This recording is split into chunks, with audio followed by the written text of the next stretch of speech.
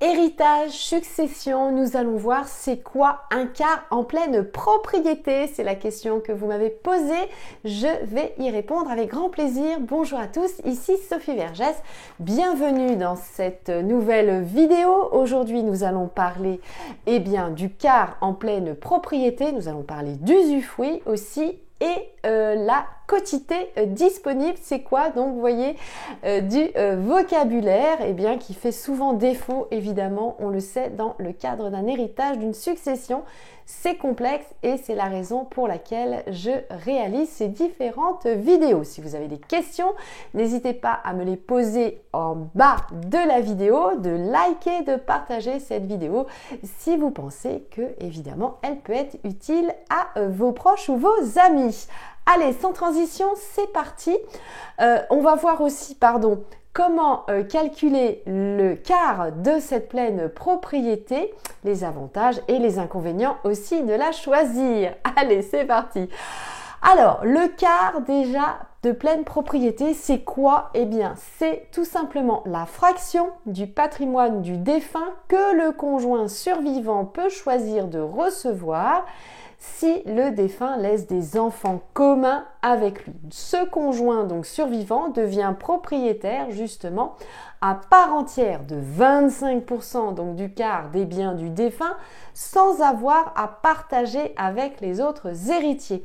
Cette part justement, il peut en jouir librement, c'est-à-dire vendre, louer ou transmettre évidemment à qui il veut. Allez, j'ai pris des notes, donc je tourne la page, évidemment, c'est plus pratique, ça permet évidemment de structurer la vidéo. Alors, comment calculer justement ce quart en pleine propriété? Il va falloir d'abord déterminer ce qu'on appelle l'actif net successoral du défunt. Ça veut dire quoi ce charabia? Ça veut dire tout simplement que c'est le calcul de la valeur de tous les biens moins les dettes et les donations que le défunt a fait évidemment de son vivant. Ça veut dire quoi? Ça veut dire que votre notaire va vous demander une expertise des biens immobiliers, ce qu'on appelle la valeur de chacun des biens immobiliers. Alors je vous recommande bien sûr de passer par 3 agences immobilières, en tout cas 2, mais 3 c'est mieux si c'est possible. Et puis le notaire, bien sûr, dans sa base de données, va regarder aussi les calculs. Il va d'ailleurs parfois vous donner un premier calcul, une première estimation en fait. Voilà. Mais sinon, voilà, c'est ça. Le calcul va être fait donc sur la totalité de la valeur des biens immobiliers du défunt. Ensuite, bien sûr, il va falloir vérifier que ce quart ne dépasse pas justement la quotité disponible. On va voir c'est quoi un petit peu plus loin dans la vidéo la quotité disponible en détail. Mais c'est-à-dire la quotité, c'est la part du patrimoine du défunt que celui-ci peut librement transmettre à qui il veut sans porter atteinte bien sûr à la réserve héréditaire des enfants, puisque vous savez qu'il y a la réserve héréditaire. Donc si le quart de pleine propriété dépasse la quotité disponible, on va réduire évidemment proportionnellement. Le conjoint survivant peut aussi choisir de renoncer à ce quart de pleine propriété et prendre la totalité des biens du défunt en usufruit. Vous savez que d'ailleurs le droit de la propriété a 3 droits réels, l'usus, l'abusus et le fructus.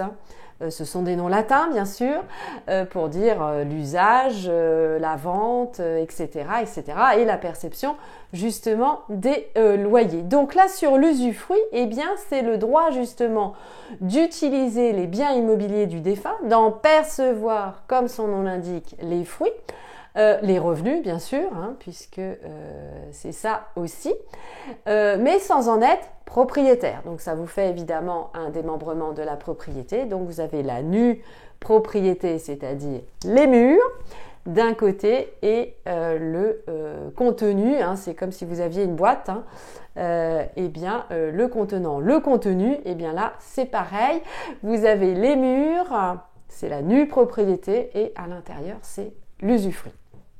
N'hésitez pas d'ailleurs à me poser des questions en commentaire. Et l'usufruit, justement, va s'éteindre au décès du conjoint survivant et les biens reviennent alors évidemment par définition aux enfants du défunt qui sont, comme je vous le disais, donc nus propriétaires. L'usufruit va être intéressant si le conjoint survivant surtout veut garder son niveau de vie sans à vendre les biens immobiliers du défunt. C'est souvent ça, évidemment, la problématique.